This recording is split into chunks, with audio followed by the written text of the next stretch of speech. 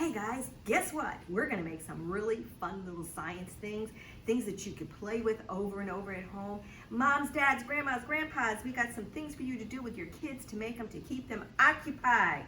First one we're gonna do is we're gonna make some goop. It's really simple to make goop. All you need is cornstarch, water, and if you want, you can add food coloring. I've also heard if you want to make it smell really good and not stain from the food coloring, use Kool-Aid, any type of Kool-Aid. So what we've done, how to make goop, see it, it's kind of really goopy. Look at that. Ooh, play with it.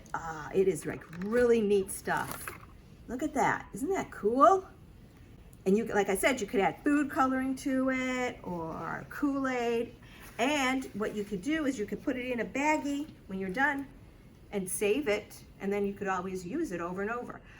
One thing I'm going to tell you, do not take goop and pour it down your sink. Don't try to get rid of it that way. Put it in a baggie, throw it out when you're ready when you're finished with it.